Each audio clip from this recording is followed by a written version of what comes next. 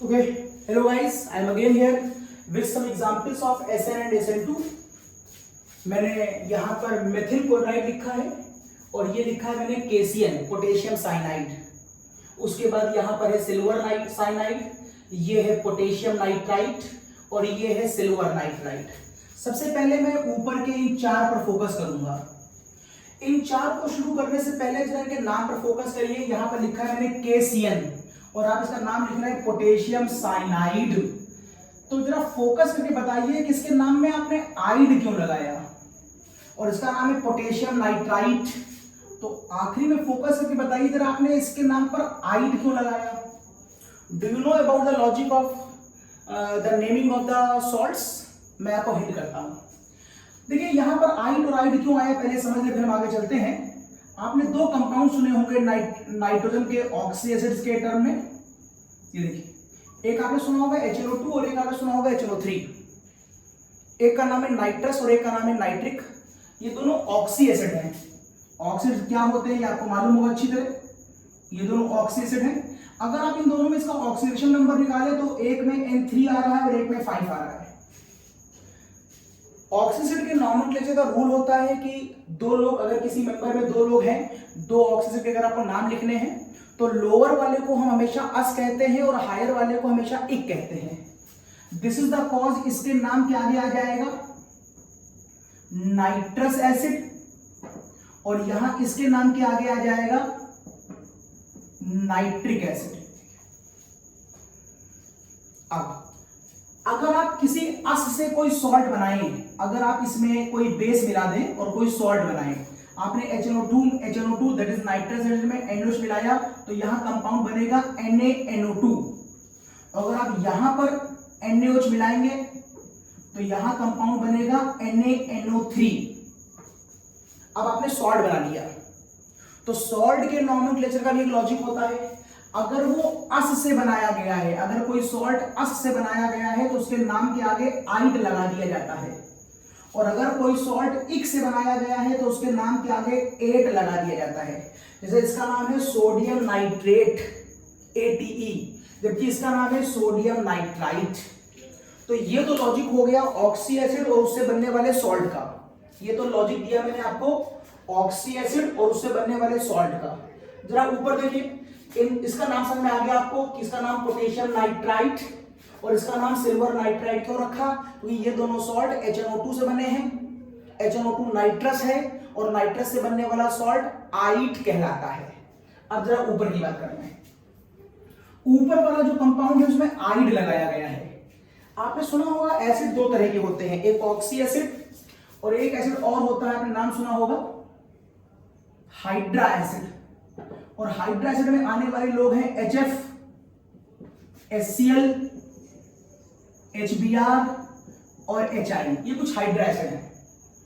अगर आप hydra acid से उनके सॉल्ट निकालिए तो यहां पर ये हो जाएगा सोडियम क्लोराइड, ये हो जाएगा सोडियम क्लोराइड, ये हो जाएगा सोडियम ब्रोमाइड, ये हो जाएगा सोडियम आयोडाइड, या अगर आपने H2S से बनाया होगा तो सोडियम सल्फाइड आइड, या अगर आपने HCN, ये भी देखिए ये भी एक एसिड है। ये चारों मैंने सॉल्ट लिखे थे ऊपर, ये भी एक एसिड है, ये भी एक एसिड है। अब अगर आप इस एसिड से सॉल्ट बनाएंगे तो उसका नाम बताया मैंने आपको सोडियम सल्फाइड, और इससे अगर आप कोई सॉल्ट बनाएंगे तो उसका नाम पड़ जाएगा पोटेशियम साइनाइड, जबकि मैंने इसके ऊपर क्या लगाया होगा KOH। यहां पर क्या लगाया है मैंने NaOH, यहां पर इस पर मैंने क्या लगाया है NaOH। इन एसिड के ऊपर मैंने बेस लगाया तो सॉल्ट बनाया और इन सभी सॉल्ट के नाम के आगे मैं जोड़ रहा हूं IDE। जबकि ये एसिड है, इसके आगे मैंने बेस लगाया और इसके बेस के आगे मैं नाम बता रहा हूं सोडियम सल्फाइड, इसका नाम बता रहा हूं मैं पोटेशियम साइनाइड। तो आप समझ गए कि आइड कहां से आया, उसका मैंने आपको लॉजिक दे दिया। चलिए अब आप नाम सीख गए, अब हम बात को आगे बढ़ाते हैं। अगर ये लोग रिएक्शन करने पर आ जाएं तो इनकी रिएक्शन किस तरह से की जाएगी, इस बात पर जरा गौर कर लीजिए। इनकी रिएक्शन कैसे की जाएगी? तो चलिए शुरू करते हैं। पहले आपको आंसर बता देते हैं। ये और ये मिलेगा तो आपको अच्छी तरह मैं नाम हटा रहा हूं, नाम हो चुका है डिस्कशन। अब देखिए, अगर आप यहां पर इसकी रिएक्शन कराते हैं तो यहां पर जो आंसर आएगा वो आएगा CH3Cl, और यहां से निकल जाएगा वो होगा कंपाउंड KCl। ये यहां से निकल जाएगा, इट इज KCl, ये आंसर आएगा। जबकि यहां पर एक बड़ी शॉकिंग स्पीशीज आपको दिखाई देगी। यहां पर जो आंसर आएगा वो कुछ इस तरीके का आएगा, यहां पर जो आंसर आएगा वो AgCl आएगा। बस यहीं पर क्वेश्चन मार्क लगा दिया मैंने, सर ये क्या हो गया, ऊपर वाले में Cn आ रहा है और नीचे वाले में Nc आ रहा है, ये क्यों? इसका नाम है मिथाइल साइनाइड, इसका नाम है मिथाइल आइसोसाइनाइड। नाम लिख दे रहा हूं मैं दोनों के। इसका नाम है मिथाइल साइनाइड और इसका नाम है मिथाइल आइसोसाइनाइड। क्या वजह है? कॉपी करिए, बता रहा हूं।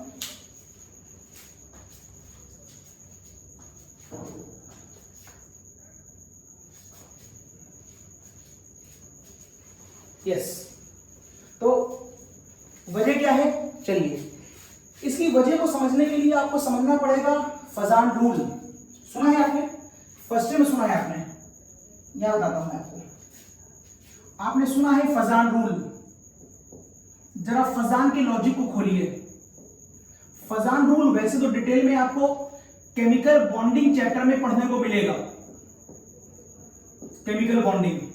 फिलहाल मैं खाली हिंट करूंगा यहां पर। फजान ने अपने, मैं आपको आंसर बता रहा हूं कि इस आंसर में बदलाव क्यों आया, इसको समझाने के लिए मैं फजान की हेल्प ले रहा हूं। फजान ने अपने रूल में बताया था कि दुनिया का कोई भी कंपाउंड, मान लो HCl, दुनिया का कोई कंपाउंड ना तो 100% आयनिक होता है और ना ही 100% कोवेलेंट होता है। 100% कुछ नहीं होता, दोनों की अपनी परसेंटेज होती है, कुछ परसेंट कोवेलेंट होता है, कुछ परसेंट आयनिक होता है। ये फजान ने अपने रूल में समझाया था फर्स्ट ईयर की केमिकल बॉन्डिंग चैप्टर में, आपको याद होगा। मैं उसको रिकैप करता हूं। फजान ने कहा था कि जो इलेक्ट्रॉन्स कोवेलेंट बॉन्ड में ऑसिलेट करते हैं, कोवेलेंट बॉन्ड में ऑसिलेशन, उस घटना को उसने बोला था polarization. It is polarization. Polarization का मतलब है ऑसिलेशन ऑफ इलेक्ट्रॉन। मतलब पोलराइजेशन जब मैं बोलता हूं, मतलब फजान जब पोलराइजेशन बोलता है तो उसका मतलब कोवेलेंट बॉन्ड होता है। जितना ज्यादा पोलराइजेशन उतना ज्यादा कोवेलेंट बॉन्ड, ये फजान ने कहा था। उसने कहा था ये डायरेक्टली प्रोपोर्शनल होता है रेडियस ऑफ एनायन के, ये डायरेक्टली प्रोपोर्शनल होता है, सॉरी इनवर्सली प्रोपोर्शनल होता है रेडियस ऑफ कैटायन के, ये डायरेक्टली प्रोपोर्शनल होता है चार्ज के, ये डायरेक्टली प्रोपोर्शनल होता है 18 इलेक्ट्रॉन्स के, और ये इनवर्सली होता है 8 इलेक्ट्रॉन के। यस, ये उसने 3-4 बातें बताई थी और इसको केमिकल बॉन्डिंग के चैप्टर में बहुत अच्छी तरह हमने एक्सप्लेन किया है। यहां पर सीधे खाली अप्लाई कर रहा हूं कि एक रिकैप कर आपको कि फजान ने कुछ ऐसी बातें बताई थी, ये उसका फॉर्मूला था। अब मैं इनमें से किसी एक फॉर्मूले को, 1 2 3 4 5 में से किसी एक को यहां अप्लाई कर दूंगा, यहां अप्लाई कर दूंगा। देखिए कौन सा अप्लाई हो रहा है। दोनों में CN कॉमन है तो CN से तो आंसर नहीं आएगा। जो अनकॉमन है उसी से डिफरेंस आ रहा होगा। अनकॉमन है इसका पोटेशियम, इसका सिल्वर, ले लीजिए कॉमन। इसके पास अनकॉमन पोटेशियम है और एक है अनकॉमन सिल्वर। क्या फर्क है दोनों में? देखिए फर्क दिखाई दे रहा है। पोटेशियम का एटॉमिक नंबर 19 होता है, 2881 होता है पोटेशियम। जब वो पोटेशियम था तो 2881 था, लेकिन जब वो पोटेशियम प्लस है तो ये निकल गया, अब ऑक्टेट पूरी हो गई। इसका मतलब है पोटेशियम के आउटर मोस्ट शेल में 8 इलेक्ट्रॉन है, सिल्वर 47, ये हो जाएगा 2 8 18 18 1, सिल्वर 47 2881। और जब इसका आउटर मोस्ट शेल का एक इलेक्ट्रॉन 18 18 36 18 36 46 और 147, ठीक। जब इसका एक निकल जाएगा तो बन जाएगा silver plus. Means silver plus के आउटर मोस्ट शेल में 18 इलेक्ट्रॉन होते हैं। देखिए पोटेशियम के आउटर मोस्ट शेल में 8 इलेक्ट्रॉन है और सिल्वर के आउटर मोस्ट शेल में 18 इलेक्ट्रॉन है। अब देखिए आपने कहा कि कोवेलेंट प्रॉपर्टी इन सारे लोगों की डायरेक्टली है, इसका डायरेक्ट है, इसका इनवर्स है, इसका डायरेक्ट है। फिलहाल हम इनको अपने यूज में नहीं ले रहे हैं, हम आज यूज में ले रहे हैं खाली ये वाला पार्ट। 18 जो है पोलराइजेशन का डायरेक्ट है, मींस जिसमें 18 इलेक्ट्रॉन होंगे वो कंपाउंड कोवेलेंट ज्यादा होगा, जिसमें 18 होंगे। अगर कोवेलेंट ज्यादा होगा तो आयनिक कम होगा, और जिसमें 8 होंगे, 8 कोवेलेंट का इनवर्स है, जिसमें 8 होंगे उसके हिसाब से कोवेलेंट कम हो जाएगा, 8 होंगे तो कोवेलेंट कम हो जाएगा, तो आयनिक बढ़ जाएगा। फिर देखिए, मुझे यहां से आंसर तो नहीं मिल रहा है, मुझे आज इस पर फोकस नहीं करना है, इवन तो ये फॉर्मूला होता है, हमें फोकस इस पर करना है, क्योंकि इन दोनों में डिफरेंस इलेक्ट्रॉनों का रहा आउटर मोशन में। 18 जो है वो पोलराइजेशन का डायरेक्ट है। अब क्यों डायरेक्ट होता है ये मैं यहां नहीं बता रहा हूं, ये केमिकल बॉन्डिंग पढ़ी जा करके।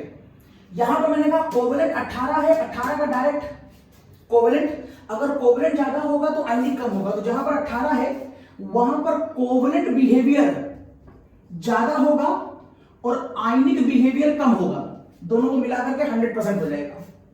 और जहां पर 8 होगा, 8 कोवेलेंट का इनवर्स है, इसका मतलब है इसमें कोवेलेंट बिहेवियर कम होगा तो ऑब्वियस आयनिक बिहेवियर ज्यादा होगा, दोनों को मिलाकर के 100% हो जाएगा, दोनों को मिलाकर 100%।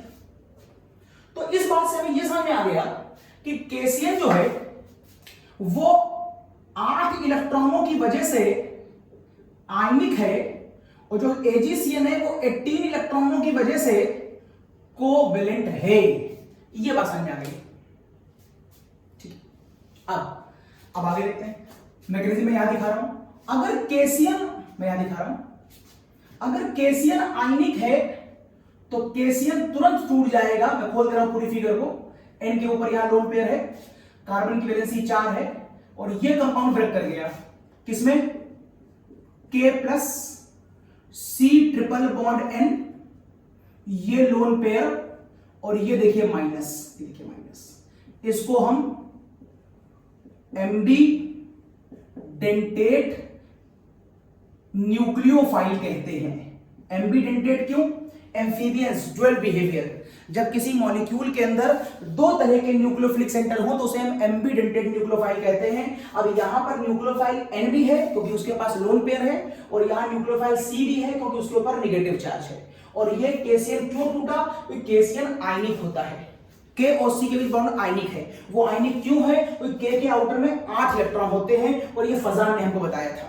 तो फजान का लॉजिक हमने केमिकल बॉन्डिंग में पढ़ा और यहां पर लाकर अप्लाई कर दिया, तो मुझे K मिल गया और Cn मिल गया। अब देखिए, ये मॉलिक्यूल पहले से ही आपके पास SN2 था, SN2 की फेवरेबल कंडीशन, और देखिए बढ़िया सा न्यूक्लियोफाइल मिल गया आपको, तो रिएक्शन को SN2 के थ्रू पूरा होने में कोई दिक्कत नहीं होगी। लिहाजा ये रिएक्शन रिजल्ट देगी CH3Cl के ऊपर अगर Cn माइनस लगा दिया जाए तो अटैक ऑब्वियस वाया C होगा, और भी बैक साइड से होगा। फिलहाल मैं सीधा आंसर लिख दे रहा हूं, तो ये आपका आंसर आ गया। और यहां से Cl और KCl का K आपस में कंबाइन कर लेगा, आपस में कंबाइन कर लेगा और क्या बना देगा, KCl बना देगा। ये देखिए KCl बना देगा, दिस आंसर। तो आपको इसका आंसर मिल गया कि CH3Cl KCl से मिलने पर CH3Cl क्यों बनाता है, पूरा परफेक्ट लॉजिक है, क्योंकि K के आउटर में 8 इलेक्ट्रॉन है, फजान के अकॉर्डिंग ये आयनिक होगा, यहां से ब्रेक करेगा, जो स्पीशीज बनेगी वो एम्बीडेंटेट न्यूक्लियोफाइल बनेगी, negative charge is dominating on the neutral, इसलिए पहले प्रेफरेंस हम नेगेटिव को देंगे। ये अटैक करेगा कि ये अटैक करेगा, अटैक दोनों कर सकते हैं, लेकिन नेगेटिव के पास अटैक करने की पावर ज्यादा होती है क्योंकि वो स्ट्रॉन्ग न्यूक्लियोफाइल होता है, इसलिए ये अटैक करेगा, ये अटैक करेगा। तो वैसे तो अटैक बैक से करेगा, आपको यहां दिखाने की कोई आवश्यकता नहीं है, बार समझ लिया है आपने। अगर कभी स्टीरियोकेमिस्ट्री का लॉजिक लगेगा तो आप बैक से कराइए, डेक्सोलिवो बनाइए, यहाँ पर स्टीरियोकेमिस्ट्री तो लग नहीं रही है, यहाँ पर कार्बन कोई कायरल तो है नहीं, तो सिंपल अटैक करा दीजिए, आंसर निकाल दे, दैट्स ऑल। अब बात आती है एजीसीएल पर। एजीसीएल पर लगाते हैं तो ये आंसर क्यों आता है। अब ये लॉजिक क्या है, ये हटा रहा हूं मैं, ये कोवेलेंट वाला लॉजिक आप समझ चुके हैं, हटा रहा हूं, बल्कि आप ये समझ चुके हैं कि एजी के आउटर में 18 इलेक्ट्रॉन होते हैं, इसलिए एजी कोवेलेंट होगा। और अगर एजी कोवेलेंट होगा तो जैसे केसीएल की बॉन्ड टूटी है वैसे एजीसीएल की बॉन्ड नहीं टूटेगी। इसको अप्लाई कर रहा हूं, तो यहां देखिए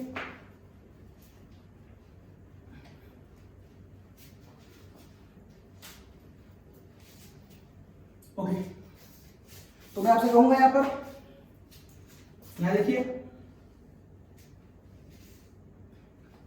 एजीसीएन कुछ इस तरीके से लिखा हुआ है, इट इज एजीसीएन, लेकिन एजी के पास 18 इलेक्ट्रॉन होने की वजह से इसमें कोवेलेंट बिहेवियर डोमिनेट करने की वजह से अब AgCN के बीच की बॉन्ड पानी में डिसॉल्व करने पे भी टूटेगी नहीं, ये सॉल्ट आयोनाइज नहीं करता।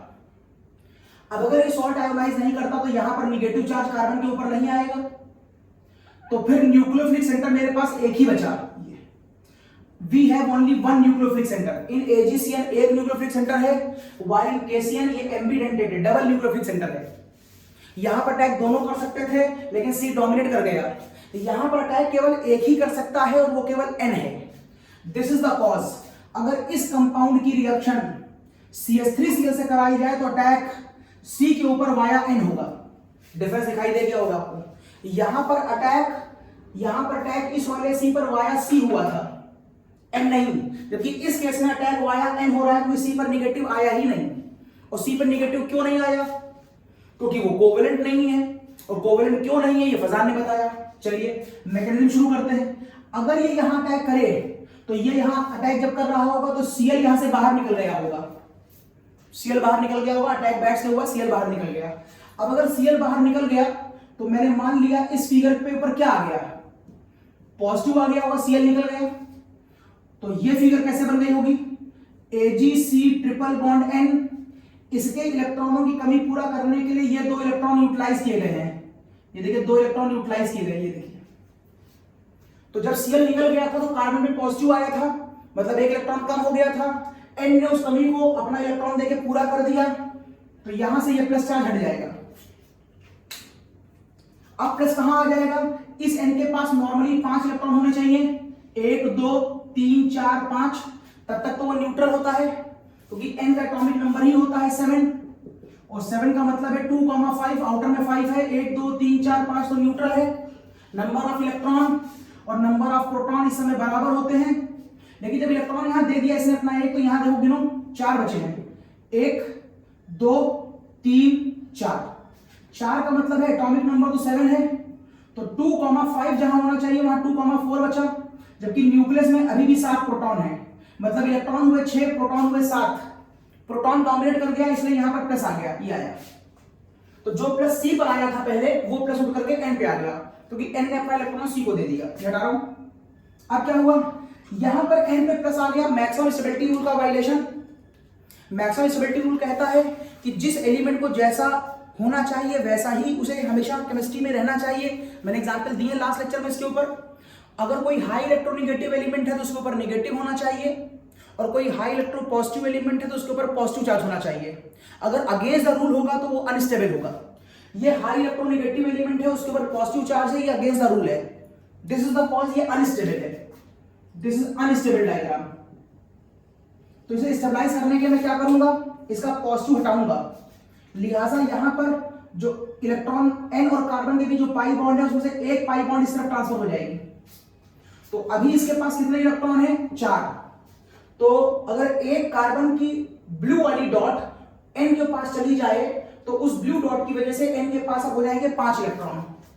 और इस कार्बन पे गिन लो, इस कार्बन के पास 1 2 3 और 4 इलेक्ट्रॉन है, और जब ये ट्रांसफर हो जाएगा तो यहां हो जाएंगे 5, यहां बचेंगे 3, जिससे इसकी अगली फिगर आ जाएगी डबल बॉन्ड N।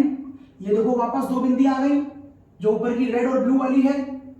इस वाली फिगर में ऐसा कोई चेंज नहीं आएगा, ये जैसे लिखा था वैसे लिखा रहने दो। यहां पर इलेक्ट्रॉन गिन के देख लो, 5 हो गए, 1 2 3 4 5, यहां गिन लो 1 2 3 हो गए, और इलेक्ट्रॉन कम हो गए तो प्लस आ गया, ये फिगर आ गई। फिर से एक बार मैक्सिमम स्टेबिलिटी रूल का वायलेशन हो रहा है, क्योंकि सिल्वर कह रहा है मैं मेटल हूं और कार्बन तुम नॉन मेटल हो। सिल्वर कहता है मेरे रहते हुए प्लस चार्ज आप नहीं रख सकते। कार्बन में प्लस हो सकता है लेकिन सिल्वर की प्रेजेंस में नहीं हो सकता। अगर सिल्वर नहीं होता तो कार्बन में प्लस मान ले। दिस इज द कॉज, आपको तुरंत ये वाला पॉजिटिव चार्ज सिल्वर पे ट्रांसफर करना पड़ेगा ताकि मैक्सिमम स्टेबिलिटी का वायलेशन ना हो। तो जहां पर अभी कार्बन पे 3 इलेक्ट्रॉन है, अगर ये इलेक्ट्रॉन यहाँ ट्रांसफर होगा तो 1 इलेक्ट्रॉन तो कार्बन का है ही। अगर सिल्वर का भी यहाँ ट्रांसफर हो जाएगा तो कार्बन के पास इलेक्ट्रॉन हो जाएगा 4 और सिल्वर पे इलेक्ट्रॉन कम हो जाएगा, तो सिल्वर बन गया प्लस चार्ज, बाहर निकल गया। और कार्बन पे ये देखो 2 बिंदियां आ गई जो टूट के आई हैं। डबल बॉन्ड इसमें पहले से थी, N के ऊपर एक लोन पेयर था जो मैंने दिखा दिया, और ये देखो CH3, कुछ फिगर आ गई है, CH3NC, CH3NC, CH3NC आ गया है। बस एक दिक्कत मुझे लग रही है कि n के पास तो आउटर मोशन की ऑक्टेट पूरी हो चुकी है। n पे गिन लो, n पर आउटर मोशन की ऑक्टेट पूरी है। 1 2 3 4 5 अपने, एक यहां से लिया 6, एक यहां से लिया 7, एक यहां से लिया 8। लेकिन इस कार्बन के पास केवल 6 इलेक्ट्रॉन है। देखो 1 2 3 4 5 6, तो 8 करने के क्या करना चाहिए आपको, n से एक कोऑर्डिनेट बॉन्ड इस तरफ दे देनी चाहिए, ताकि ये 2 इलेक्ट्रॉन ऐसे ऐसे ऑसिलेट करेंगे। जब ऑसिलेट करेंगे तो ये अपने तो 8 मेंटेन रखेगा, जब अपने 2 इलेक्ट्रॉन इसके पास भेजेगा तो इसके पास भी 8 हो जाएंगे, और इस कंपाउंड का नाम हो जाएगा methyl isocyanide. This compound have a very bad smell, ये इसकी अपनी पहचान भी है, मेथाइल आइसोसाइनाइड। तो आपको समझा दिया मैंने केसियन और एजीसियन। एक में आंसर सीएन से और एक में आंसर एनसी के थ्रू आता है। आप एक्सप्लेनेशन को बहुत आराम सीख सकते हैं यदि फजान रूल आपको मालूम हो। अब एक बार सीख लेने के बाद आपको एकेडमिक और कंपटीशन में आपको मैगजीन याद करने की आवश्यकता नहीं है, आप सीधे आंसर लिखेंगे ये बनेगा और ये बनेगा।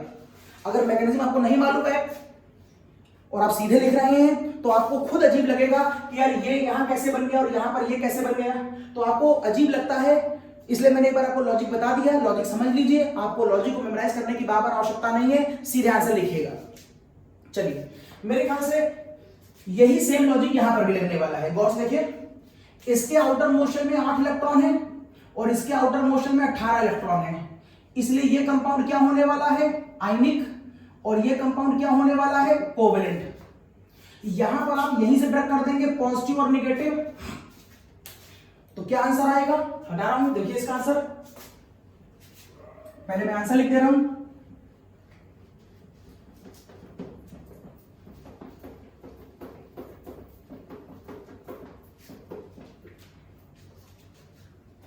देखिए आंसर, तो इन दोनों केसों में जो आंसर बनेंगे वो बनेगा यहां पर CH3ON डबल बॉन्ड हो, सीधे इस O ने इस वाले पर अटैक कर देना है।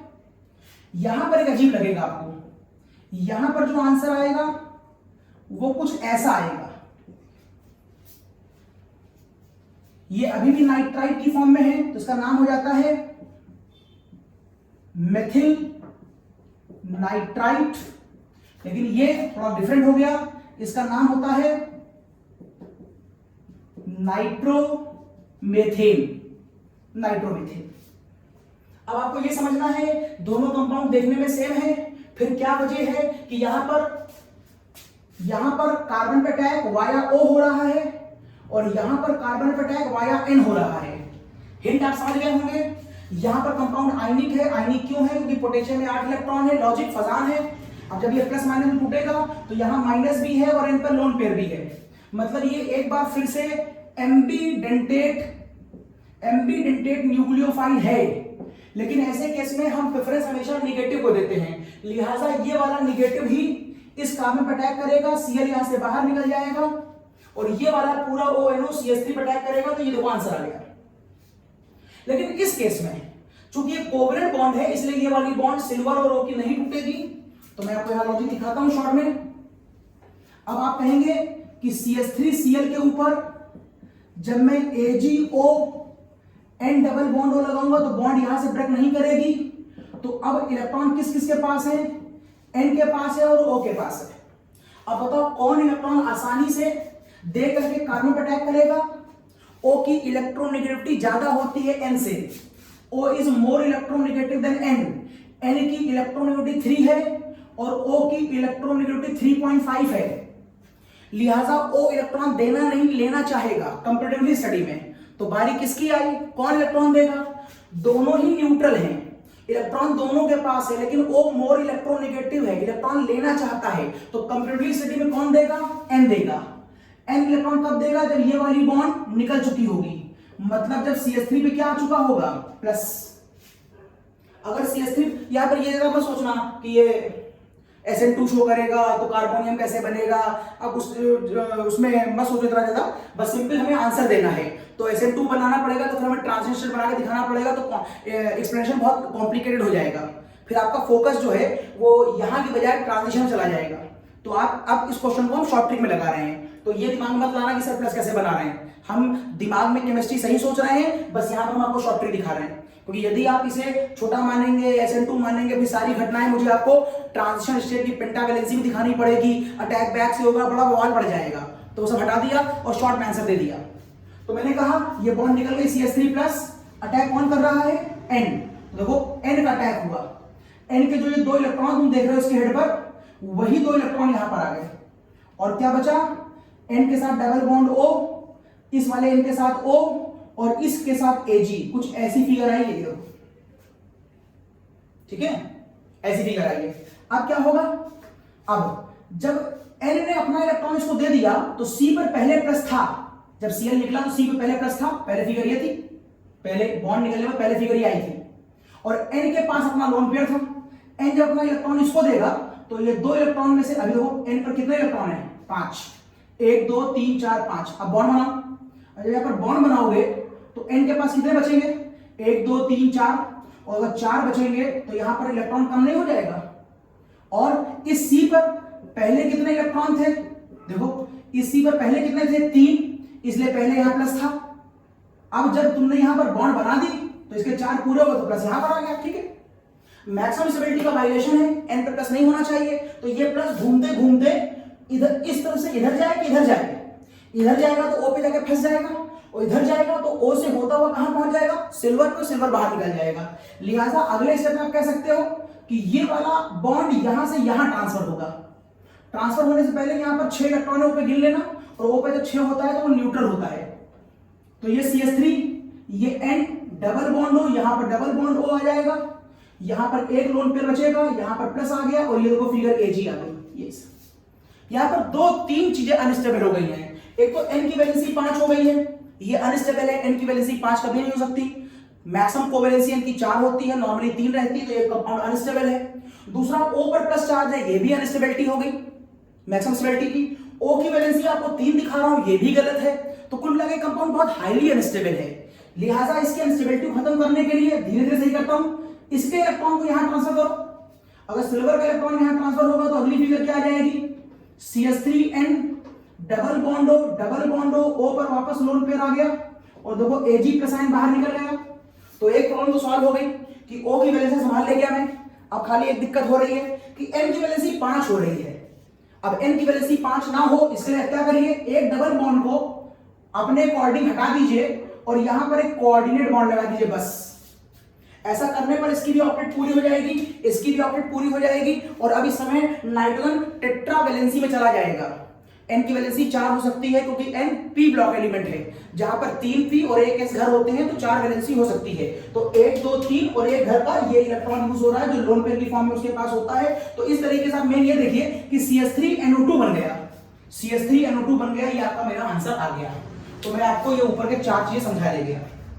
चलिए इसका स्क्रीनशॉट लीजिए, मैं आगे बढ़ता हूं। इसका स्क्रीनशॉट लीजिए।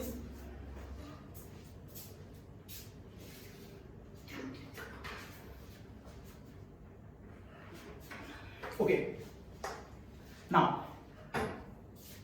अब बारी आती है इस कंपाउंड की, इसका डिस्कशन करते हैं। घटा रहा हूं,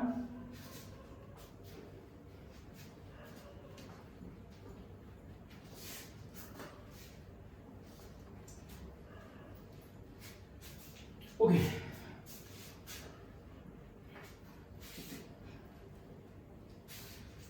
now the point of discussion is, सबसे पहले तो ये जानिए कि ये कंपाउंड क्या है। इसका नाम है सोडियम एसिटिलाइड। नाम से लग गया होगा, एक सॉल्ट है ये, और भी कौन सॉल्ट है? हाइड्रा एसिड का सॉल्ट होगा ये। It is hydra acid salt, it is not oxy acid, क्योंकि तभी मैंने आई लगा रखा है। अब ये किस एसिड से आया है? चलिए इसको लॉजिक सीखिए। हमारे पास 3 तरह के नॉर्मल हाइड्रोकार्बन होते हैं, एथेन, एथीन और एथाइन। जरा लॉजिक देखिएगा, तीनों कार्बन का हाइड्रोजन निकालिए, single bond, double bond, triple bond. तो आप पाएंगे यहां पर 3 H हैं, आप पाएंगे यहां पर 2 H हैं, और आप पाएंगे यहां पर 1 H है। 1 सिग्मा, 2 सिग्मा, 3 सिग्मा, 4 सिग्मा, ये sp3 है। 1 सिग्मा, 2 सिग्मा, 3 सिग्मा, पाई। 3 सिग्मा कोई कोऑर्डिनेट नहीं, कोई लोन पेयर नहीं, तो ये sp2 हुआ। 1 सिग्मा, 2 सिग्मा और 2 पाई। 2 सिग्मा कोई कोऑर्डिनेट नहीं, कोई लोन पेयर नहीं, तो ये sp हुआ। ये कार्बन sp हाइब्रिडाइज्ड है, ये sp2 हाइब्रिडाइज्ड है और ये वाला कार्बन sp3 हाइब्रिडाइज्ड है।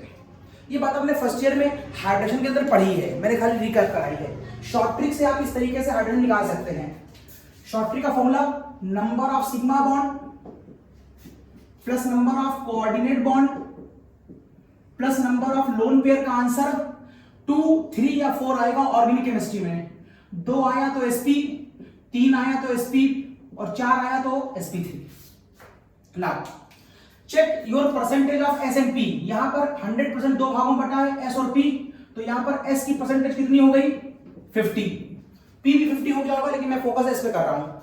यहां पर कुल 100% 3 भागों में बटा है, एक भाग S को गया है, 2 भाग P को गया है। इसका मतलब यहां पर जो S की परसेंटेज है वो 66.6% है। और यहां पर कुल अमाउंट 4 भागों में बटा है, जिसमें 3 पार्ट गया P को, P3 एक्चुअली ये P3 का मतलब PX, PY और PZ है। तो 3 पार्ट यहां गया, दैट इज 75% यहां चला गया, और एक पार्ट S को गया है, that is 25%। So we can say यहां पर जो S की परसेंटेज है वो 25% है। यस अब S छोटा और गोल होता है, ये S का शेप होता है और ये P का शेप होता है।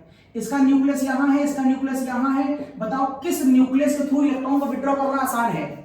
इसके बीच दूरी कम है तो ये ज्यादा विड्रॉ करेगा, इसके बीच दूरी ज्यादा है तो कम विड्रॉ करेगा। विड्रॉ करना इलेक्ट्रोनेगेटिविटी कहलाता है। इसका मतलब इन दोनों में से किसकी इलेक्ट्रोनेगेटिविटी ज्यादा है?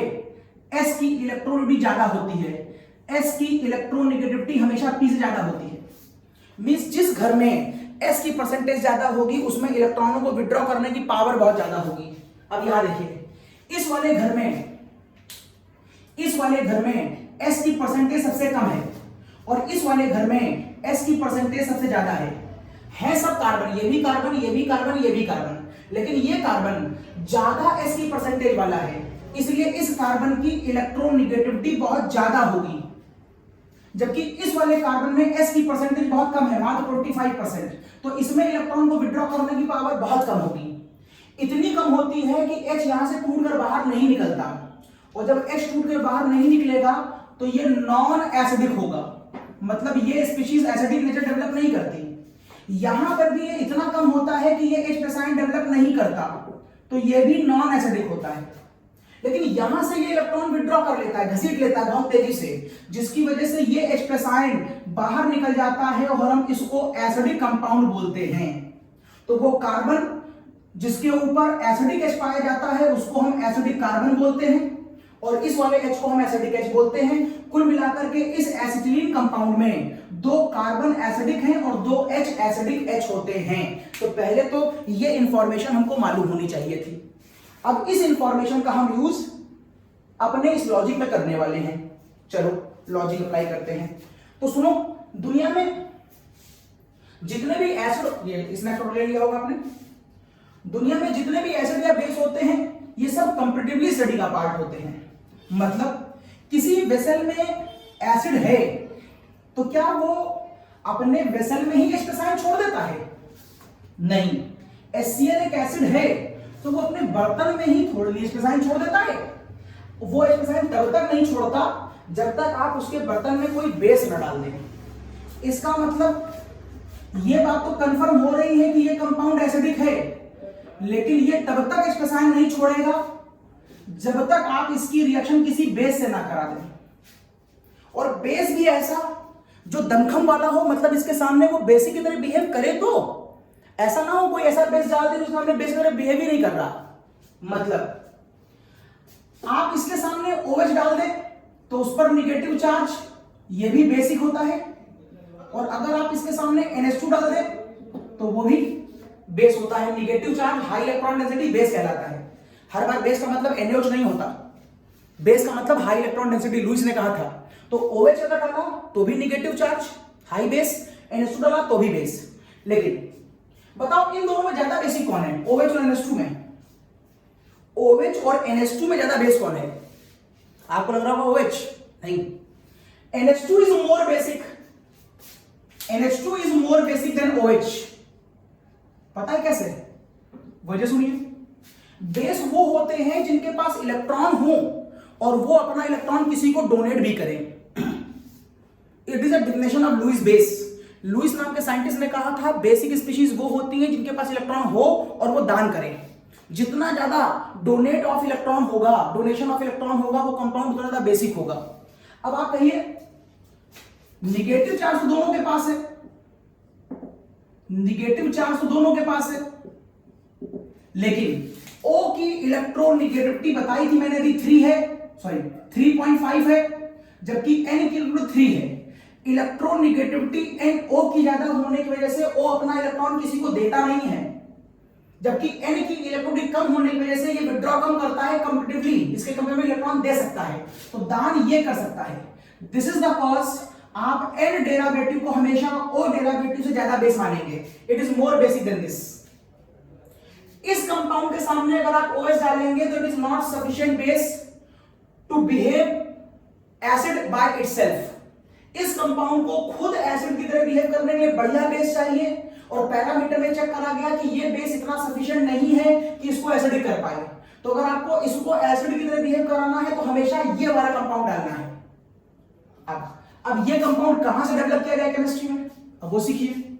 तो मैंने क्या करा, अमोनिया गैस ले ली या अमोनिया लिक्विड फॉर्म में ले लिया और उसके ऊपर सोडियम मेटल डाल दिया।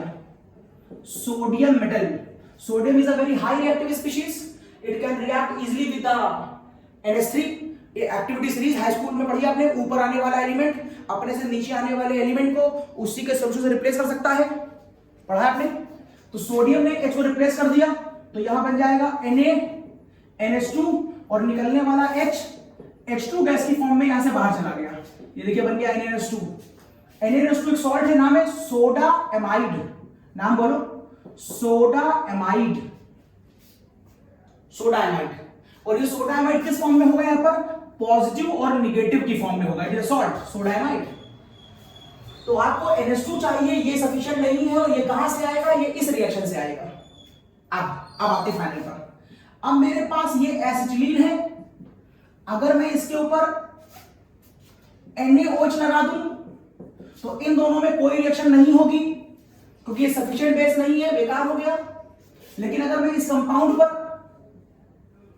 NaNH2 लगा दूं, soda amide, then it is sufficient basic in nature. It is so much basic that it can develop the acidic nature of this compound. और ये एसिड ये बेस आपस में मिलेगा तो क्या बनाएगा, सॉल्ट CH3C Na+, ये देखिए सॉल्ट बन गया।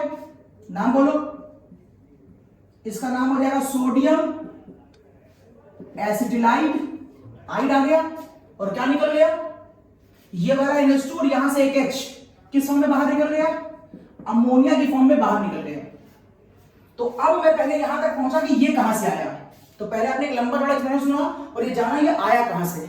उसके लिए मैंने आपको पहले ऑर्गेनिक का sp हाइब्रिडेशन sp2 sp3 बताया, परसेंटेज ऑफ s बताया, इलेक्ट्रोनेगेटिविटी बताई, फिर ये बताया कि इसको बेस एसिडिक करने के लिए ऐसा नहीं कोई भी बेस डाल दो, पावरफुल बेस होना चाहिए, ये इसकी प्रॉपर्टी है, ये इसकी प्रॉपर्टी है। इन दोनों में ये पावरफुल बेस है, ऐसा क्यों है ये बताया। फिर अब रिएक्शन कराई और बना दिया मैंने सोडियम एसिटिलाइड।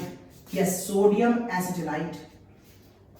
मैंने इसमें आइड क्यों लगाया, क्योंकि यहां पर जो एसिड यूज किया गया ये कौन है, एसिड, और ये कौन है, बेस। तो जो एसिडिक है यहां पर ये कौन सा एसिड है, ये ऑक्सी एसिड नहीं है, ये हाइड्रा एसिड है। अगर हाइड्रा एसिड से कोई सॉल्ट बनाया जाएगा तो उसमें आइड लगता है, इसलिए मैंने यहां पर सोडियम एसिटाइड लगा रखा है। ओके, अब आते हैं अपने पॉइंट पर इतना समझने के बाद। अब सोडियम एसिटिलाइड की रिएक्शन हम कराने जा रहे हैं अपने रिएक्टेंट से।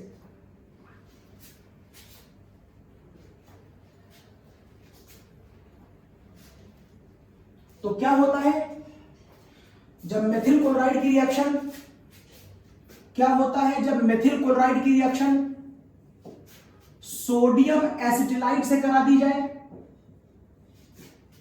It is sodium acetylide, this is your strong nucleophile because charge है, and this is your 1 degree, मतलब ये दोनों मिलकर SN2 की बेस्ट कंडीशन फॉलो कर रहे हैं। ये 1 डिग्री होगा, ये होगा, SN2 की बढ़िया रिएक्शन होगी।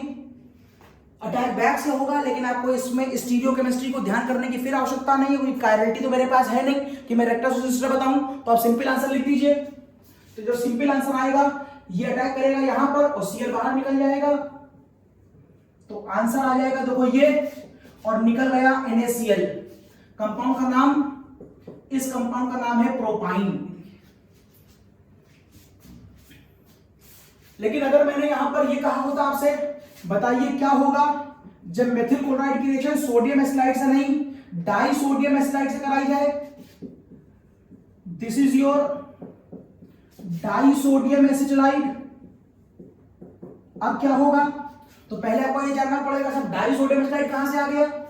तो कोई बड़ी बात नहीं है, एसिटिलीन के बारे में आपने कहा था ये एसिडिक एच है, ये भी एसिडिक एच है, क्योंकि दोनों sp हाइब्रिडाइज हैं। अगर आप NaNH2 केवल एक बार लगाएंगे तो यहां से एक बार रिएक्शन होगी, एक बार बनेगा सोडियम एसिटाइड, और अगर आप NaNH2 एक बार और लगा देंगे तो रिएक्शन इधर भी हो जाएगी। तो इस तरीके से ये बन गया आपका डाई सोडियम एसिटाइड। ये देखिए, तो डाई सोडियम एसिटाइड बनने में कोई बड़ी बात नहीं है, बस वहां पर मुझे NaNH2 के 2 मोल लेने थे, 2 मॉलिक्यूल लेने थे, तो ये भी बनकर तैयार है। अब अगर आप इसके ऊपर डाई सोडियम एसिटाइड लेंगे तो समझिएगा एक बार रिएक्शन इस तरफ से होगी, मतलब ये इस पर अटैक करेगा, और आपको यहां पर एक बार ClCH3 और लेना पड़ेगा, मतलब आपको CH3Cl के भी 2 मॉलिक्यूल लेने पड़ेंगे। यहां पर एक ही मॉलिक्यूल की आवश्यकता थी, जबकि चूंकि 2 बार सोडियम है तो CH3Cl भी 2 बार। तो ये देखिए, लिहाजा ये वाला मॉलिक्यूल यहां पर अटैक करेगा, जिससे आंसर आएगा CH3। यहां पर आ जाएगा ये वाला C, ये हो जाएगी ट्रिपल बॉन्ड, और इस C पर आ जाएगा ये CH3। ये देखिए कंपाउंड क्या बन गया, ये बन गया ब्यूटाइन 2। It is butyne 2। तो ये बता दिया मैंने आपको इन दोनों के बारे में, इसका डिस्कशन हो गया। नेक्स्ट हटा रहा हूं उसको, अब बात करता हूं इन तीनों की। इसका स्नैपशॉट ले लिया होगा आपने।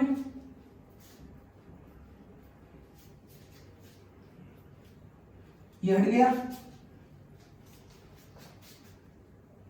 SN1 SN2 की एप्लीकेशन चल रही है अभी। नेक्स्ट, अब आपके सामने कुछ कंपाउंड लिखे हुए हैं। इसका नाम है मेथॉक्साइड आयन, इसका नाम है सेकेंडरी प्रोपॉक्साइड आयन या आइसोप्रोपॉक्साइड आयन, इसका नाम है टर्शरी ब्यूटॉक्साइड। इसकी बात अभी नहीं कर रहे हैं, सोडियम फेनॉक्साइड है। पहले हम ऊपर के 3 की बात करें तो आपके मन में तुरंत एक बात आएगी, सर ये 3 कंपाउंड कहां से आए। तो चलिए पहले आप इन 3 के बारे में जान जाइए। ये तीनों कंपाउंड एक्चुअल में एल्कोहल से आए हैं। एक कंपाउंड मेरे पास मेथिल एल्कोहल, इस कंपाउंड के लिए मैंने ले लिया आइसोप्रोपिल एल्कोहल, और इस कंपाउंड के लिए मैंने ले लिया टर्शरी ब्यूटिल एल्कोहल। भी देखिए 3 एल्कोहल, और साफ दिखाई दे रहा है तीनों में एसिडिक एच है। एसिडिक एच उस एच को कहते हैं जो किसी strong electronegative element mainly oxygen से बंधा हो। ये देखिए एक्टिव एच, ये देखिए एक्टिव एच, ये देखिए एक्टिव एच। ये वाले एच एक्टिव नहीं है क्योंकि वो स्ट्रॉन्ग इलेक्ट्रोनेगेटिव से नहीं बंधे हैं। अगर किसी में एक्टिव एच होता है मतलब उसमें एसिडिक एच होता है, तो जैसे ही हम उसमें कोई बेस डालते हैं, अब यहां पर हम कोई भी बेस डाल सकते हैं क्योंकि यहां पर तो ये ऑलरेडी एक्टिव एच है। एसिटिलीन का एच पहले से एक्टिव एच नहीं था क्योंकि वो कार्बन से बना था, वो परसेंटेज ऑफ एस से डिफाइन हो रहा था, इसलिए हमें वहां पर बहुत मजबूत बेस डालना था, तब वो एसिड की तरह बिहेव करता। ये तो पहले एसिड की तरह बिहेव कर रहा है, तो कोई बेस डाल दो, एसिड बेस की रिएक्शन होगी, तो यहां पर बनेगा एक सॉल्ट, और ये सॉल्ट आएगा सोडियम मेथॉक्साइड। फिर से बोला मैंने सोडियम मेथॉक्साइड, क्योंकि यहां पर ये सारे के सारे एसिडिक सॉल्ट की एसिड हाइड्रा एसिड की तरह बिहेव कर रहे हैं। ये सारे हाइड्रा हैं, ये ऑक्सी अभी भी नहीं है, आप इनको ऑक्सी मत मानिएगा, हाइड्रा एसिड है। अगर यहां से कंफ्यूजन हो, नाम से क्लियर हो रहा है। नाम क्या है इसका, मैंने नाम बोला है सोडियम मेथॉक्साइड। मैंने सोडियम मेथॉक्साइट नहीं बोला, मैंने सोडियम मेथॉक्सेट नहीं बोला। तो ये सारे हाइड्रा एसिड माने जा रहे हैं। तो यहां पर क्या होगा, उस ऑप्शन को देख कंफ्यूज मत करिएगा कि हाइड्रा एसिड है। तो यहां पर क्या होगा, तो यहां पर यह आंसर आ जाएगा सोडियम प्रोपॉक्साइड, आइसोप्रोपॉक्साइड, और यहां पर आ जाएगा इसका नाम सोडियम टर्शरी ब्यूटॉक्साइड। तो ये कंपाउंड कहां से आया आपने देख लिया, ये तीनों कहां से आए मैंने ऐसे बनाए। अब अब मैं Na, चूंकि सॉल्ट को मैं पानी में घोलूंगा तो सारे Na हटाइए, और सारे के सारे निगेटिव आयन मतलब न्यूक्लियोफाइल तैयार बैठे हैं। All these are very good nucleophile. Attack कहां कराना चाहते हो? CH3Cl पर। ये देखिए, ये तीनों ही बारी बारी CH3Cl पर अटैक करेंगे। क्या दिक्कत है? ये बहुत बढ़िया न्यूक्लियोफाइल है, स्ट्रॉन्ग न्यूक्लियोफाइल, और ये क्या है? 1 डिग्री है। ये कंपाउंड 1 डिग्री है और ये सारे के सारे स्ट्रॉन्ग न्यूक्लियोफाइल हैं, तो रिएक्शन को SN2 की तरफ जाने से कोई रोक नहीं सकता। अटैक बैक से होगा, लेकिन फिर आपको स्टीरियोकेमिस्ट्री से कोई मतलब नहीं है, क्योंकि यहां पर कार्बन कायरल नहीं है। अटैक कहीं से भी दिखा दो, ये अटैक यहां करेगा, उस समय Cl बाहर निकल जाएगा। तो यहां पर जो आंसर आएगा वो होगा CH3O और ये वाला CH3, और देखो निकल कौन गया? NaCl। ये वाला Na कहां गया? Na, ये यहां पर जो Na था मैंने मिटा दिया था, वो वाला Na और ये Cl NaCl। ये देखो क्या बन गया? ये देखो ईथर बन गया। इस तरीके से ईथर बनाने की रिएक्शन का नाम होता है विलियमसन सिंथेसिस। विलियमसन सिंथेसिस खूब पूछी गई है एकेडमिक में और कंपटीशन में। विलियमसन सिंथेसिस SN1 है कि SN2 है? विलियमसन सिंथेसिस SN2 है, क्योंकि मैंने यहां पर 1 डिग्री एग्जांपल लिया है। आप इसमें 2 डिग्री और 3 डिग्री नहीं ले सकते। 2 डिग्री और 3 डिग्री बैन है। क्यों बैन है? ये अगले लेक्चर में आएगा, जब मैं आपको पढ़ाऊंगा एलिमिनेशन रिएक्शन। जैसे आप इसे 2 डिग्री या 3 डिग्री करेंगे तो ये एलिमिनेटेड हो जाएगा। यहीं से मैं इस हेडिंग में एलिमिनेशन जोड़ दूंगा। फिलहाल मैं उसको अभी नहीं बता रहा हूं, अभी अवॉइड कर रहा हूं, अगले लेक्चर में ले लूंगा। तो फिलहाल इसका ध्यान रखिए, विलियमसन केवल SN2 रिएक्शन होती है, ओनली SN2। और ये SN2 तभी संभव है जब ये 1 डिग्री हो या उससे भी छोटा हो। क्या बनेगा? ईथर बनेगा। अगर ये कंपाउंड यहां अटैक कर दे तो, अगर ये कंपाउंड यहां अटैक करेगा तो फिर Cl निकल जाएगा, तो फिर आंसर क्या आएगा? तो आंसर आएगा यहां से CH3, यहां पर CH, नीचे CH3, ये वाला O, और ये O अटैक कहां कर रहा है? ये देखो CH3 पर, और फिर ये Cl और ये वाला NaCl की फॉर्म में निकल गया, फिर बन गया ईथर। अगर ईथर की दोनों साइडें सेम है तो उसे सिमेट्रिकल ईथर बोलते हैं, और दोनों साइडें अगर अलग अलग है तो उसे अनसिमेट्रिकल ईथर बोलते हैं। ये अनसिमेट्रिकल ईथर है। अब यहां पर ये अटैक करेगा, अब यहां पर ये अटैक करेगा यहां पर, और Cl बाहर निकल जाएगा। तो अब आंसर क्या आएगा? यहां पर आंसर आएगा CH3, CH3, ये O, और O ने अटैक किस पर कर दिया? CH3। ये फिर से एक अनसिमेट्रिकल ईथर है।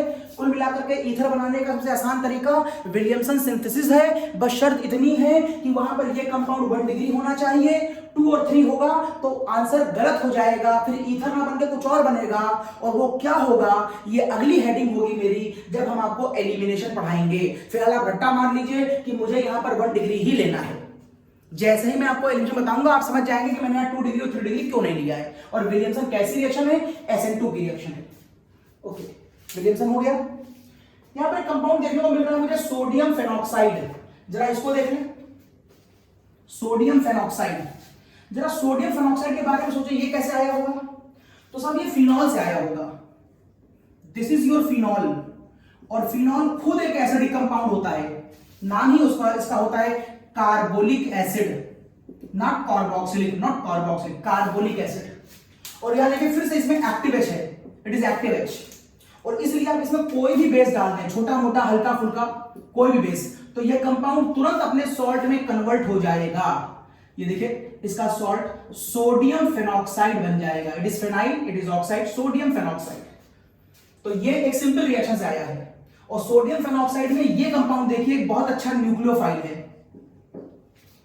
और अगर आप इस न्यूक्लियोफाइल का अटैक फिर से, और यदि आप इस न्यूक्लियोफाइल का अटैक फिर से CH3Cl पे दिखा दें, तो आप जानते हैं CH3Cl 1 डिग्री है, ये बहुत अच्छा न्यूक्लियोफाइल है, दोनों मिलकर बहुत बढ़िया SN2 दिखाएंगे, लिहाजा ये यहां पर अटैक कर देगा और Cl बाहर निकल जाएगा। अगर इसने इस पर अटैक कर दिया तो फिगर क्या आएगी? ये देखो रिंग आ जाएगी, रिंग के ऊपर O आ जाएगा, O पर CH3 बन जाएगा। It is again unsymmetrical ether, but it is very well known compound known as anisole। खूब पूछा गया है, वेरी वेरी इंपॉर्टेंट, रट्टा मार लेना, खूब पूछा गया है, वेरी वेरी। यहां से ये खूब पूछा गया है, और यहां से सीधे विलियमसन रिएक्शन खूब पूछी गई है। तो विलियमसन को भी सीधे याद करें कंपटीशन और एकेडमिक दोनों में। तो इस तरीके से एनिसोल बनता है। से एक स्नैपशॉट लीजिए इसका।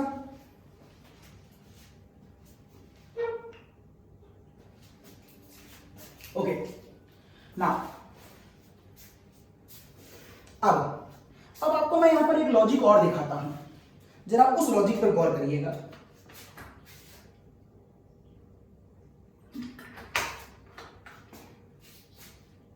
और वो लॉजिक कहता है कि मैं इस कंपाउंड से कुछ छेड़छाड़ करता हूं। देखिए जरा, ये हटा रहा हूं,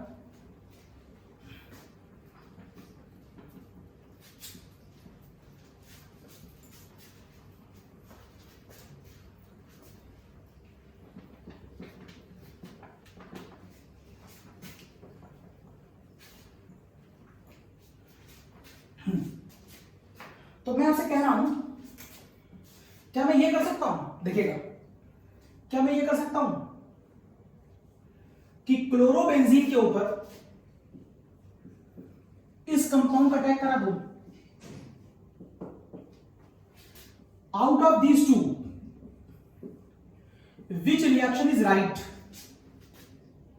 out of these two which reaction is right?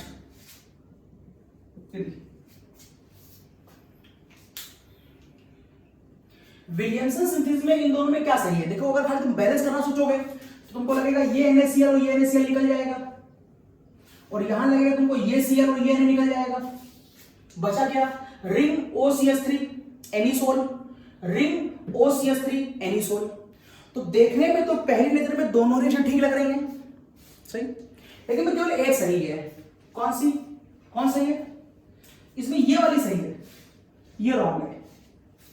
अब आपको जानना है कि रॉन्ग क्यों है। इस बात को जानने के लिए मैं आपको यहां पर एक क्वेश्चन देता हूं, और इस बात को समझिए कि बेंजीन क्या होता है, एलिल क्या होता है, एरिल क्या होता है, और विनाइल क्या होता है। अगर आपको ये चार बातों के लॉजिक मालूम होते तो आप इसका आंसर अपने आप निकाल लेंगे। मैं ये बताऊंगा तो इसके कुछ आंसर आ जाएंगे, तो बेहतर यही कि ये सारे बता दूं तो इसका आंसर अपने आप निकल आएगा। तो ये क्वेश्चन मैंने दिया ही आपको इसीलिए था ताकि मैं आपको ये बता पाऊं। तो चलिए क्वेश्चन छोड़िए, पहले उन चार बातों को समझिए। अब मेरा क्वेश्चन आपसे ये है कि बताओ इन चारों में, मान लो बेंजील क्लोराइड बोलूं, एलिल क्लोराइड, एरिल क्लोराइड और विनाइल क्लोराइड, इन सारे लोगों में किसमें SN1 होगा, किसमें SN2 होगा? इन चारों लोगों में से किस केस में आपको SN1 दिखाई दे रहा है और किस केस में आपको SN2 दिखाई देगा? ये बहुत अच्छा क्वेश्चन है, कई बार एकेडमिक और कंपटीशन में पूछा गया और बच्चे बहुत परेशान होते हैं। तो समझिए, बुक में लॉजिक नहीं दिया हुआ है, इससे बड़ा दिक्कत होती है। समझिए, बेंजीन क्या होता है, पहले मैं बेंजीन बता रहा हूं आपको। बेंजीन होता है जब बेंजीन के बाहर एक कार्बन लगा हो और उसकी सारी वैलेंसियां H से सेटिस्फाई हो एक्सेप्ट ओनली वन। अगर मैं इतना छोड़ दूं तो ये बेंजीन कहलाएगा, it is benzene, ring CH2। अब इस पे Cl लगा दोगे तो बेंजील क्लोराइड, Br लगा दोगे तो बेंजील ब्रोमाइड, OH लगा दोगे तो बेंजील अल्कोहल, Cl लगा दोगे तो बेंजील साइनाइड। तो फिलहाल मैंने इस पे Cl लगा दिया, नाम हो गया बेंजील क्लोराइड। और आप इस पर ध्यान रखें, अल्टरनेट पे डबल बॉन्ड। ये देखिए, सपोज करिए मैं इसकी रिएक्शन OH माइनस आयन से कराता हूं। मैं पहले पता कर रहा हूं कि इस चारों में किसमें SN1 किसमें SN2 होगा। अब देखिए, इसको देखकर लग रहा होगा आपको कि स्ट्रॉन्ग न्यूक्लियोफाइल है तो ये SN2 होना चाहिए, लेकिन सबस्ट्रेट बड़ी खास बात होती है। जरा सबस्ट्रेट को देखिए, वो क्या है। यहां पर देखिए, आपको सबस्ट्रेट निगेटिव और पॉजिटिव आने की वजह से आपको ये दिखाई देगा 1 डिग्री कार्बोनियम आयन, 1 डिग्री। अगर 1 डिग्री होगा, 1 डिग्री होगा और आपने न्यूक्लियोफाइल बढ़िया लिया है तो ये भी सपोर्ट कर रहा है SN2 को, और ये 1 डिग्री है, ये भी सपोर्ट कर रहा है SN2 को, क्योंकि इसकी 4 वैलेंसियों में से केवल एक वैलेंसी पे कार्बन लगा है। एक वैलेंसी पे Cl है, 2 वैलेंसी पे H है, एक वैलेंसी पे C है। तो ये भी 1 डिग्री है, SN2 की कंडीशन, ये भी अच्छा है, SN2 की कंडीशन। लिहाजा इसका आंसर किससे पूरा होगा? SN2 से पूरा होगा। मतलब बेंजील क्लोराइड क्या आंसर देने वाला है? बेंजील क्लोराइड के जो आंसर आएंगे वो SN2 से आएंगे। मतलब अगर स्टीरियोकेमिस्ट्री यूज हो रही हो तो SN2 के अकॉर्डिंग होनी चाहिए। लेकिन ध्यान से देखिए, अब एक बात और देखिए, SN1 कब होता है? SN1 कब होता है? जब आपको रिएक्टेंट में बढ़िया कार्बोनियम आयन दिखाई दे। कार्बोनियम आयन की स्टेबिलिटी ऑर्डर क्या है? 3 डिग्री, 2 डिग्री और 1 डिग्री। मींस अगर आपको 3 डिग्री कार्बोनियम आयन दिख जाए तो आप बोल देंगे सर वो SN1 होगा, हाईली स्टेबल है। लेकिन 3 डिग्री से भी हाईली स्टेबल कार्बोनियम आयन हो सकता है, एक ऐसा कार्बोनियम आयन जो रेजोनेंस स्टेबलाइज हो। तो देखिए एक रेजोनेंस तो ये दिख सकता है, ये देखिए double bond single bond plus, और एक रेजोनेंस ये भी दिख सकता है, ये देखिए अल्टरनेट पे डबल बॉन्ड और यहां पर प्लस, डबल सिंगल डबल अंदर रेजोनेंस और डबल सिंगल प्लस बाहर रेजोनेंस। ये कंपाउंड रेजोनेंस स्टेबलाइज है, और ये तो 3 डिग्री से भी ज्यादा हाईली स्टेबल है। तो अगर इसके अंदर कार्बोनियम आयन SN1 शो करता है तो यहां पर भी SN1 शो करेगा और यहां पर भी SN1 शो करेगा। इवन तो ये carbonium ion 1 degree doesn't matter, ये कार्बोनियम आयन 1 डिग्री है लेकिन रेजोनेंस स्टेबलाइज होने की वजह से 3 से ज्यादा हाईली स्टेबल है। और ये वाला बेंजीन तो इससे भी हाईली स्टेबल है। अच्छा इसका नाम नहीं बताया मैंने, ये कौन है? ये एलाइल है। इतनी फिगर को एलाइल बोलते हैं। Cl लगा दोगे तो एलाइल क्लोराइड, Br लगाओगे एलाइल ब्रोमाइड, यहां Cl लगाओगे बेंजिल क्लोराइड, Br लगाओगे बेंजिल ब्रोमाइड। आप समझ लोगे मेरी बात। ये कंपाउंड रेजोनेंस स्टेबलाइज होने की वजह से बहुत हाईली स्टेबल कार्बोनियम आयन रखता है, इसलिए ये SN1 भी दिखा सकता है। मतलब मेरे कहने का पूरी केमिस्ट्री में अगर बेंजिल क्लोराइड कहीं दिखाई दे जाए तो उसके आंसर SN1 और SN2 दोनों से आएंगे। बेंजिल क्लोराइड का आंसर SN1 SN2 दोनों से आएगा। अभी मुझे इसके बारे में नहीं मालूम है, अभी बेंजिल के बारे में मालूम चला मुझको। चलो एलाइल के बारे में सोचते हैं। एलाइल क्लोराइड, एलाइल क्या होता है मैंने बता दिया। ये एलाइल क्लोराइड एग्जांपल ले लेते हैं अलग से। CH2 double bond CH single bond CH2Cl, इतना छोड़ दो। ये है एलाइल, इस पर Cl लगा दो, नाम हो गया एलाइल क्लोराइड। मेरा क्वेश्चन ये है कि अगर मैं इस पर OH माइनस आयन लगाऊं तो आंसर कहां क्या आएगा? और ये आंसर जो भी आएगा ये SN1 से आएगा कि SN2 से आएगा?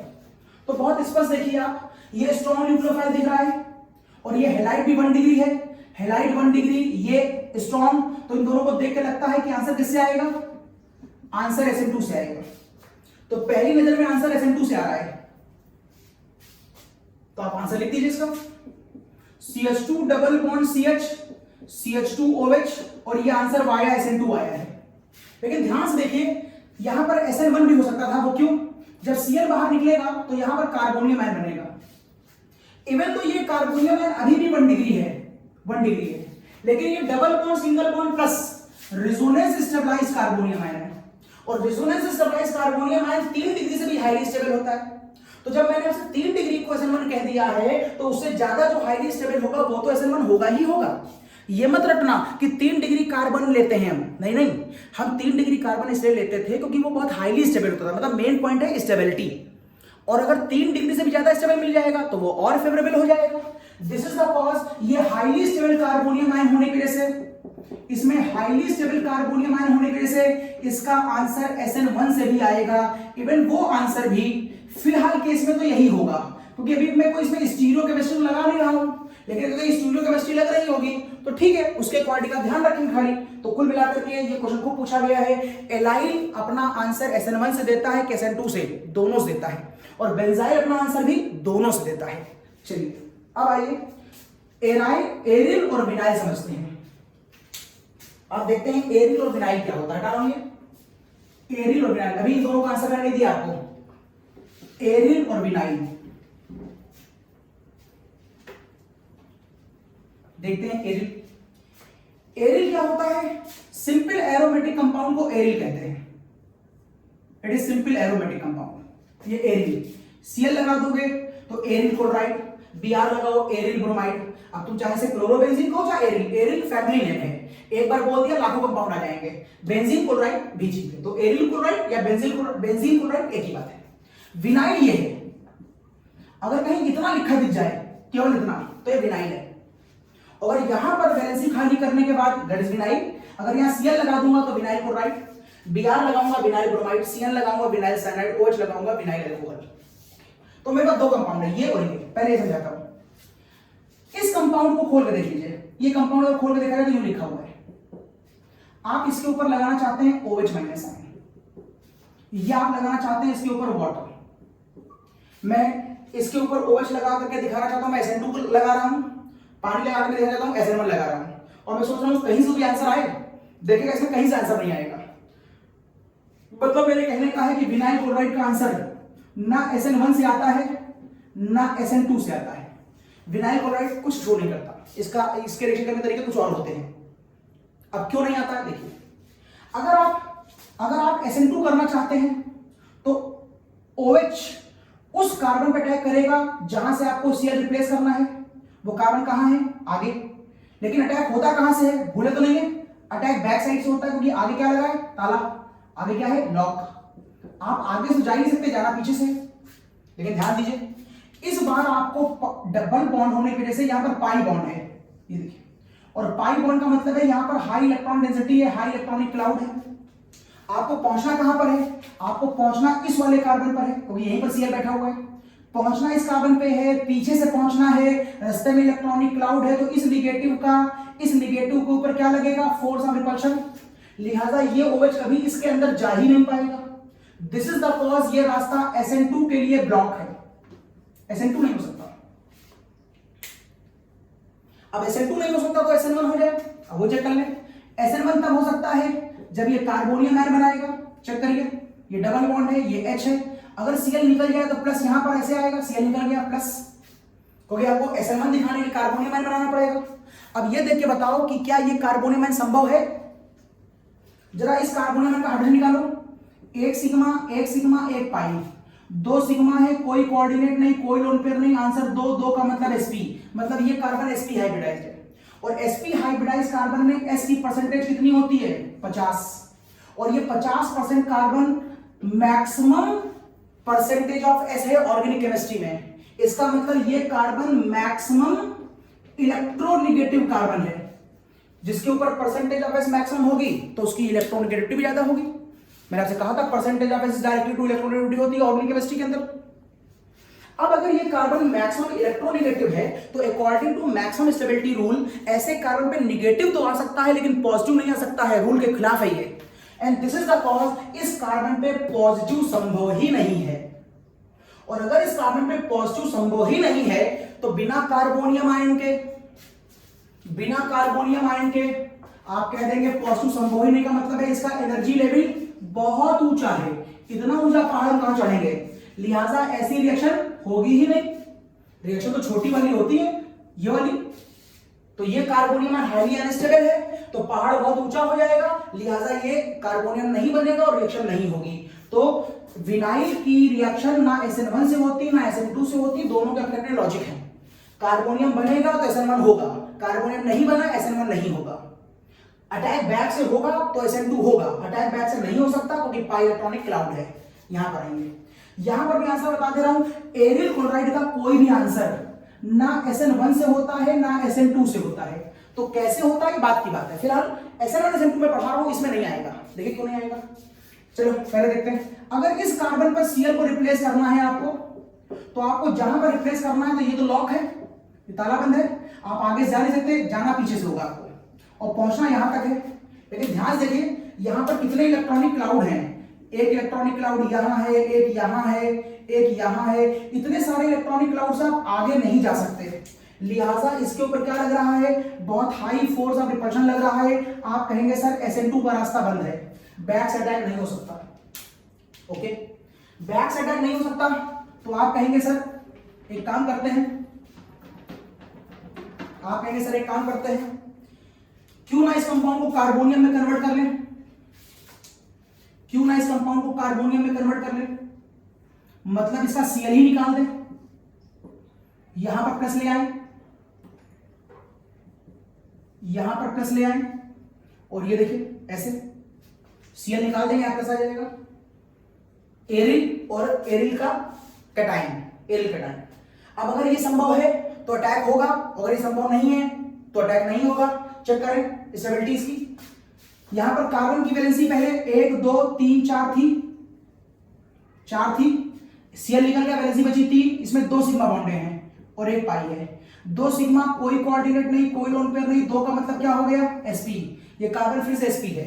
अगर ये sp है तो परसेंटेज ऑफ s 50 होने की वजह से ये मैक्सिमम इलेक्ट्रोनेगेटिव कार्बन है। इतनी हाई इलेक्ट्रोनेगेटिव कार्बन के ऊपर plus charge maximum stability rule का वायलेशन है, मतलब ये कार्बोनियम आयन अनस्टेबल है। अगर अनस्टेबल होगा तो सर ग्राफ फिर से बहुत ऊंचा हो जाएगा और इतना ऊंचा पहाड़ चढ़ नहीं सकते, लिहाजा ये कंपाउंड भी SN1 को फॉलो नहीं करेगा। ये SN1 SN2 दोनों, SN1 SN2 दोनों, और इन दोनों में ना SN1 ना SN2। अब यहां करेंगे। अब आपसे मैं कह रहा था ये देखिए संभव नहीं है, क्यों? वजह देख लीजिए। क्योंकि आप इस Cl को रिप्लेस करना चाहेंगे तो आपको इस निगेटिव को या तो पीछे से लाना पड़ेगा, और पीछे से आप ला नहीं पाएंगे क्योंकि यहां पर क्या है, pi electronic cloud. This is the cause, इसका SN2 का रास्ता बंद हो चुका है।